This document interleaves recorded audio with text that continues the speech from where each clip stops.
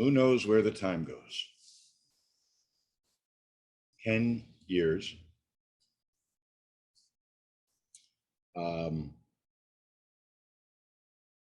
Doesn't really seem like that long. And yet 10 years is 10 years. It's a decade, you know. And I don't really have a sermon this week. I was going to do some reflection on the past 10 years, and I'll do a little of that. But I don't want to get too maudlin. And I don't want to, frankly, I don't want to cry. So I remember the first time I spoke at UUCP. You were meeting up at Flat Rock. And I walked in and everybody was setting up. First person I saw was Michael Myers-Schwann.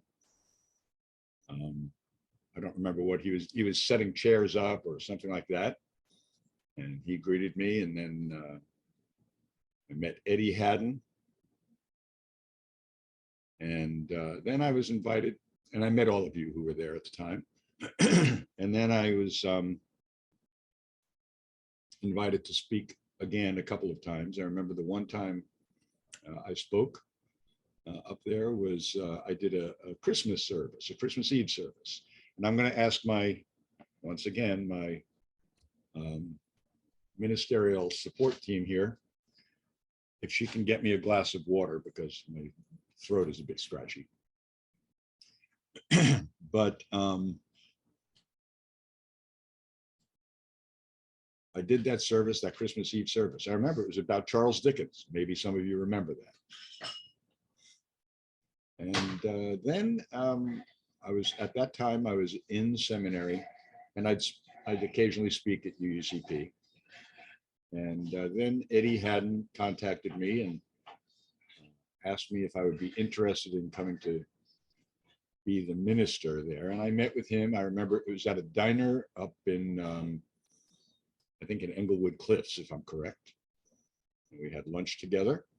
And then I met with Eddie and with Al Stosky together at what was then, if I'm correct, the Houlihan's, where now the Bristol is. And we met there.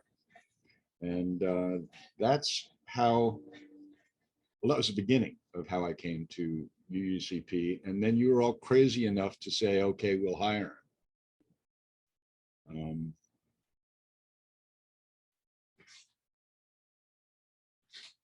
That was 10 years ago.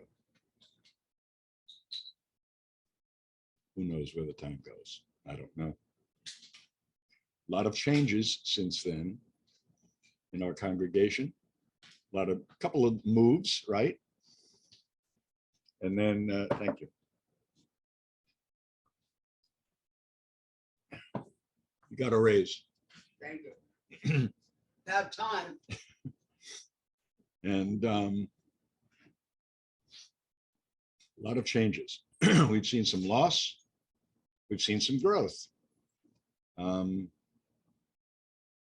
But some things never change. And some of those things are the commitment that you all have to the congregation, the commitment that you all have to social justice and to environmental justice, the commitment you have to our principles and purposes as Unitarian Universalists. And those things haven't changed. In fact, I think they've gotten stronger.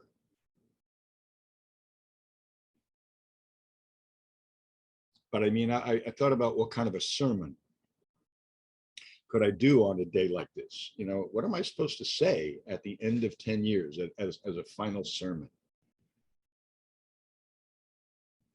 So, like I said before, I didn't want to get too maudlin. I didn't want to get too sappy. And I suspect that will happen when I see you all later at Arlene's and Donna's. I'll probably cry. So what should I talk about? And just like in the past, when I've planned a sermon and it's been advertised and everything, events happened. I could say something else happened, but I won't say it because, you know, it's supposed to be church. And that idea of just some reflections went right out the window. So this is probably, well, it won't be the last one, but it's sort of like my final rant, if you will, as a minister here. The Trumpian majority of the once nonpartisan Supreme Court of the United States handed down 2 decisions this week, not just decisions, evil, dangerous, fascist decisions. The first one says that a state cannot prohibit any citizen from carrying a concealed weapon in public.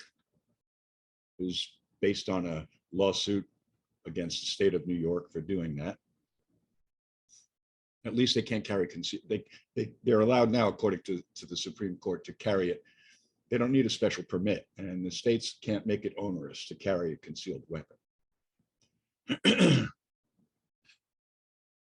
But just think about that. Think about the ramifications of that decision.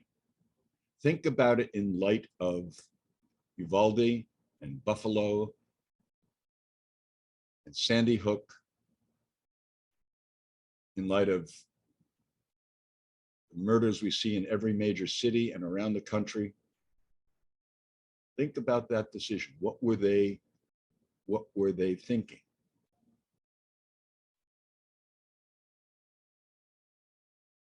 And the second decision is one that we were all probably expecting, since we heard it leaked a few weeks ago.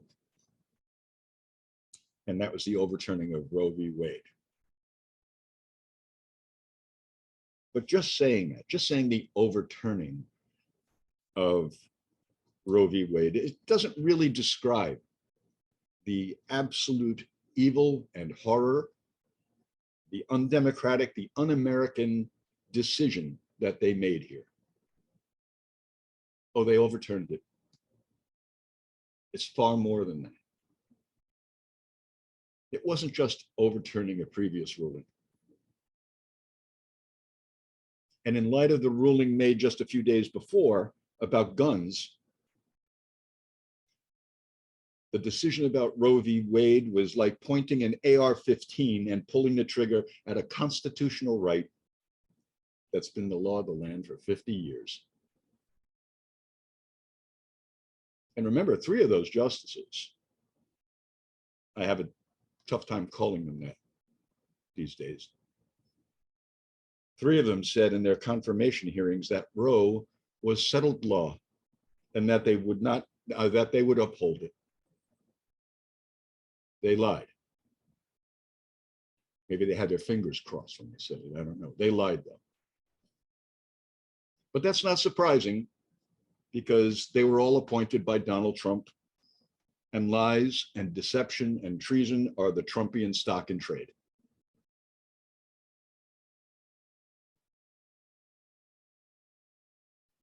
You probably know all this already, but make no mistake. We, especially women, have just been forced back 50 years, and the fight is on again. Not only that, it's going to get worse before it gets better, because Justice Thomas, you know, the one whose wife conspired with Donald Trump to overturn the election on January 6th,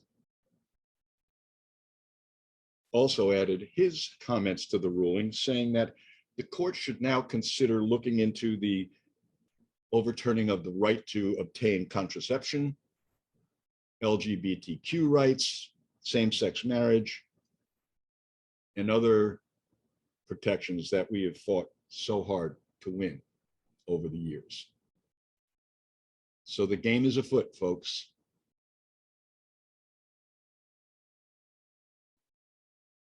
It's not hyperbole to say that women and young girls are going to die because of this ruling. And frankly, so will men who try to help them, because in some of those states where abortion has now been made illegal, laws are being enacted that allow private citizens either to report those helpers to the police, and they will receive a reward for turning them in. Imagine this, you're a young girl, you need an abortion, and someone can have you arrested for seeking an abortion. Or in some of those states, the laws say that they will be allowed to make citizens arrests of those people and of women seeking abortions. And many of those vigilantes will be carrying those concealed weapons that the Supreme Court just said they can carry, and they will use them because they're nuts. Because insanity rules now that party. This is scary stuff, folks. And I'm sure that most of you are saying the same thing that I've been saying for so long now. I never thought I'd see anything like this in my lifetime. But here we are. And this highlights a couple of things. First, never take anything for granted. This nation is not immune to the same kind of violence, political chicanery, and fascism that has plagued and continues to plague other nations throughout history. Nothing is forever. We all grew up with this idea that somehow America would always be around, the America we knew, imperfect as it is, imperfect as it was. We always thought this will always be like this, right? The sun will always shine. The meteors will never come again. We know that's going to happen in the future at some point. Empires don't last. Nations don't last forever.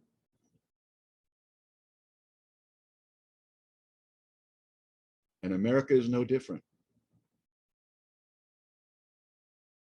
And second, the idea of American exceptionalism, frankly, it's a bald-faced lie. We are exceptional in all the wrong things. We have more violence and murder by guns than any other nation. We have more people in our prisons than any other industrialized nation. We have one of the highest infant mortality rates in the world. We have one of the highest mortality rates for women in childbirth. We have one of the worst records for healthcare. We're the only industrialized nation without it, without complete healthcare. I could go on about the things we are so badly exceptional at.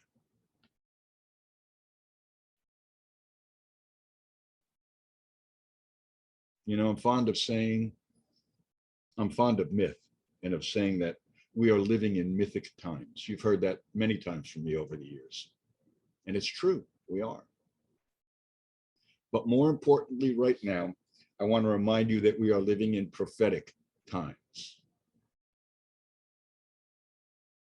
And if there's one thing that you take from my 10 years of ministry, it's this: we are living in prophetic times. The Unitarian theologian James Luther Adams spoke about this at length in his sermons and his writings. He referred to it, I've told you this before, he called us to recognize the prophethood of all believers, meaning that all who believe that every individual has inherent worth and dignity in equality, in equity, In short, in all those principles and purposes we hold. He was using a play on the Apostle Paul's words in the Christian scriptures, where Paul refers to the priesthood of all believers. Adams called it the prophethood of all believers. You know, in the book of Numbers, there's a story when the people were walking and traveling through the desert and in the camp, and all of a sudden, Joshua, Moses' right-hand man, Joshua comes running to Moses, and he says, Moses, there are a couple of members of the I forget who they were, what tribe they were. There are a couple of men down there, and they're in the camp, and they're prophesying. They're prophesying, Moses. What should I do? Do you want me to go tell them to stop it? And Moses looked at him. He said, no, leave them alone. I wish that all of our people would prophesy in such a way, speaking truth to power. That's what prophecy is about. That's what being a prophet is about. It's not about foretelling the future so much. It's about speaking truth to power, which is what the Jewish prophets did. It's what Martin Luther King did. It's what Bobby Kennedy did. It's what Beto O'Rourke did a couple of weeks ago when he confronted those people after Uvalde. That's prophetic. Speaking truth to power. We are living in prophetic times. All of us, all of you are called to speak out and act prophetically right now. Be angry, you can cry, you can do all that, but urgently act.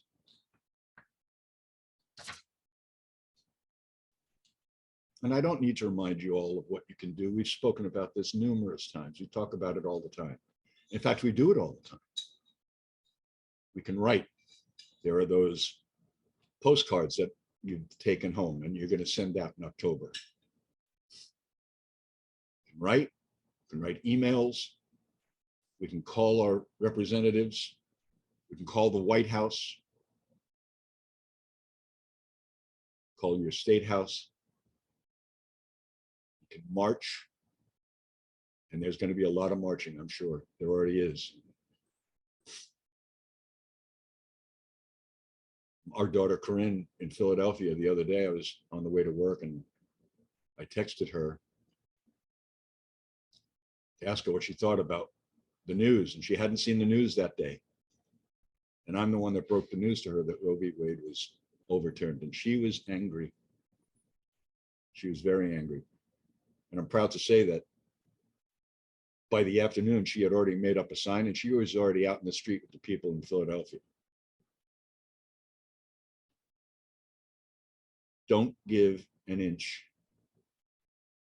Let the evildoers, because that's really what they are, let the evildoers know that this will not stand,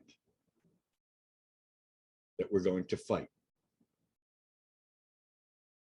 I invite you to join with organizations, you can find them online, who are offering to help women who need assistance leaving a state to get an abortion, to get a legal abortion somewhere.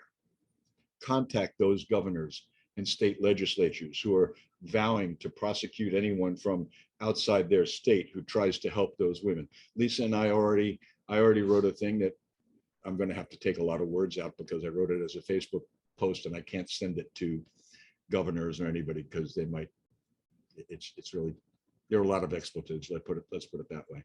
But we're going to let these governors know and these state senators know, bring it on. If you want to come try to arrest me in my state of New Jersey for helping someone leave your fascist state, bring it on. Don't give an inch. Act prophetically. Speak prophetically. You're going to have a lot of people who say, well, you know, that's not so bad, or I'm glad it happened. It's going to be a lot of conversation, folks. And over the past 10 years, I've learned just how committed you all are. And I know you'll continue to do that. And I'm proud to have been your minister. That's all I have to say today. There are no fancy closing words or anything like that. If you enjoyed this video, please like us on YouTube, subscribe to our channel, and click on the bell to be notified whenever we post a new video.